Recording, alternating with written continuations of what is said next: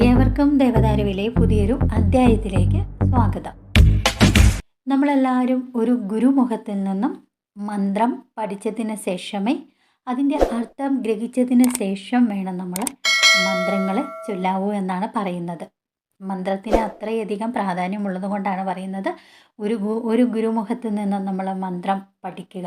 ഏത് മന്ത്രമാണോ നമ്മൾ ചൊല്ലുവാൻ ഉദ്ദേശിക്കുന്ന ആ മന്ത്രം ആ ഒരു ആചാര്യൻ്റെ അരികിൽ നിന്നും അതിൻ്റെ അർത്ഥസഹിതം പഠിച്ചതിന് ശേഷം വേണം നമ്മൾ മന്ത്രം ജപിക്കുവാനായിട്ട്. ഞാൻ ഒരു മന്ത്രം നിങ്ങളുമായിട്ട് പങ്കുവയ്ക്കാൻ പോവുകയാണ്. മന്ത്രം എല്ലാവർക്കും തന്നെ അറിയാവുന്ന ഒരു മന്ത്രമാണ്. ആ മന്ത്രം നമ്മൾ ദിവസേന ഉറങ്ങുന്നതിന് മുൻപായിട്ട് ഈ മന്ത്രത്തിൻ്റെ അർത്ഥം അറിഞ്ഞ് ഒരു തവണ ജപിക്കുക. ഈ മന്ത്രം നിത്യവും ഉറങ്ങുന്നതിന് മുൻപായിട്ട് ഒരു തവണ അർത്ഥം അറിഞ്ഞ് ജപിച്ചാൽ മനസ്സ് ശാന്തമാവുകയും സുഖമായ ഉറക്കം ലഭിക്കുകയും ചെയ്യും. ഉറപ്പായ കാര്യമാണ്.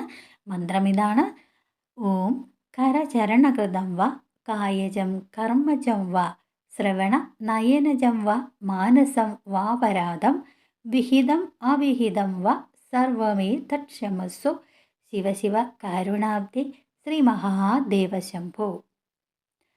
മന്ത്രത്തിൻ്റെ അർത്ഥം ഇപ്രകാരമാണ്: കൈകാലുകളാലും ബലം, കർമ്മം എന്നിവയാലും കണ്ടതും കേട്ടതിനാലും മനസ്സാലും വാക്കാലും ഹിതവും അവിഹിതവുമായ, അതായത് അഹിതവുമായ എല്ലാ അപരാധങ്ങളും ക്ഷമിച്ചാലും ഭഗവാനി ശ്രീ മഹാദേവ ശംഭു. ഇതാണ് ഈ മന്ത്രത്തിൻ്റെ അർത്ഥം. ഈ മന്ത്രം ദിവസേന നമ്മൾ ഉറങ്ങുന്നതിന് മുൻപായിട്ട് ഇതിൻ്റെ അർത്ഥം പഠിച്ചു കഴിഞ്ഞാൽ പിന്നെ ദിവസേന നമുക്ക് ചൊല്ലാം. വളരെയധികം നമ്മുടെ മനസ്സ് ശാന്തമാവുകയും സുഖമായ ഉറക്കം ലഭിക്കുകയും ചെയ്യുന്ന ഒരു മന്ത്രമാണ്.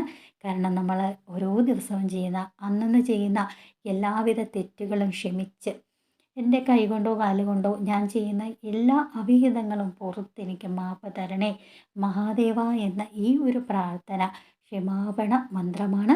ഈ മന്ത്രം ദിവസേന ഉറങ്ങുന്നതിന് മുൻപ് നിർബന്ധമായും ഒരു തവണയെങ്കിലും മനസ്സറിഞ്ഞ് ഭഗവാനെ മനസ്സിൽ ധ്യാനിച്ചുകൊണ്ട് ജപിക്കുക.